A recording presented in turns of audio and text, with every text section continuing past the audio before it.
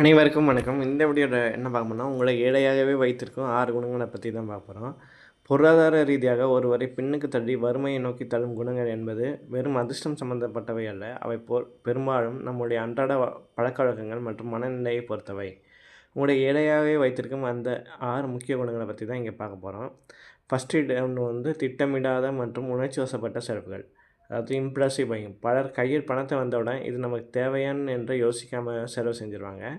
தள்ளுபடி விற்பனை அல்லது மற்றவர்களுக்கு கவர வேண்டும் என்பதற்காக ஆடம்பர பொருட்களை வாங்குவது பணத்தை அழிக்கும். இதனால சேமிப்பு என்பது இல்லாமல் போவது இல்லாமல் அவசர தேவைகளுக்கு கூட கையேந்தும் நிலைமை இது உருவாகும்.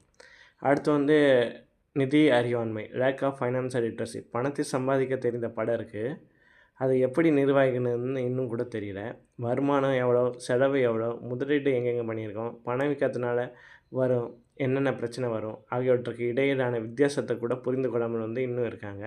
பணத்தை சும்மா வங்கி கணக்கில் வைத்திருப்பது அல்லது தவறான இடங்களில் முதலீடு செய்வது உங்கள் பணத்தின் மதிப்பை காலப்போக்கில் குறைந்துவிடும். அடுத்து கடன் கலாச்சாரம்.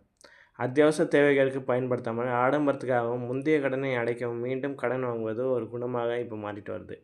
அதாவது கிரெடிட் கார்டு கடன் மற்றும் அதிக வட்டிக்கு கடன் வாங்குறது, ஆப் மூலமாக கடன் வாங்குறது, குறிப்பாக வட்டி மட்டுமே கட்டி கொண்டிருப்பது, முதலை தொடாமையே இருப்பது. இதெல்லாம் ஒரு வருமானத்தின் பெரும்பகுதி வட்டியாகவே செல்வதால் உங்களால் சொத்துக்களை உருவாக்க முடியாது.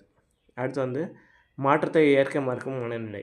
நாங்கள் காலங்காலமாக இப்படி தானே பண்ணிகிட்ருக்கோம், நம்ம ஏன் புதுசாக ட்ரை பண்ணணும், நம்ம ஏன் இது டிஜிட்டல் பேமெண்ட் பண்ணணும் அப்படின்னு சொல்லிட்டு புதிய வாய்ப்புகளையும் தொழில்நுட்பத்தையும் தவிர்க்கும் குணம்.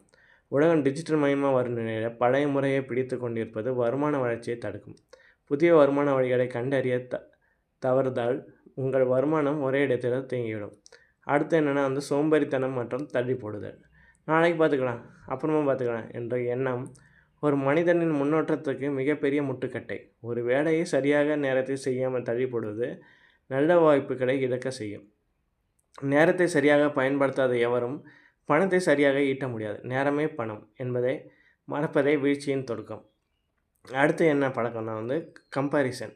அதாவது மற்றவர்களிடம் ஒப்பிட்டு பார்க்குறது. பக்கத்து வீட்டுக்காரன் புது கார் வாங்கிட்டானே, அவன் புது வீடு வாங்கிட்டானே என்பதற்காக தகுதிக்கு மீறி தானும் வாங்குவது. சமூகம் உங்களை பற்றி என்ன நினைக்கும் என்ற பயத்தில் போலியான கௌரவத்தை செலவு செய்வது, கௌரவத்துக்காக செலவுவது, அடுத்தவனுக்காக செலவு செய்வது. இப்படி இருந்தால் அடுத்தவரின் வாழ்க்கை முறையை வாழ முயற்சிக்கும் போது உங்கள் சொந்த நிதி சுதந்திரம் நீங்கள் இழக்கிறீர்கள். இதெல்லாம் பண்ணால் போதும். வறுமை என்பது ஒரு நிலை இல்லை, அது ஒரு சில நேரங்களில் ஒரு மனநிலை கூட.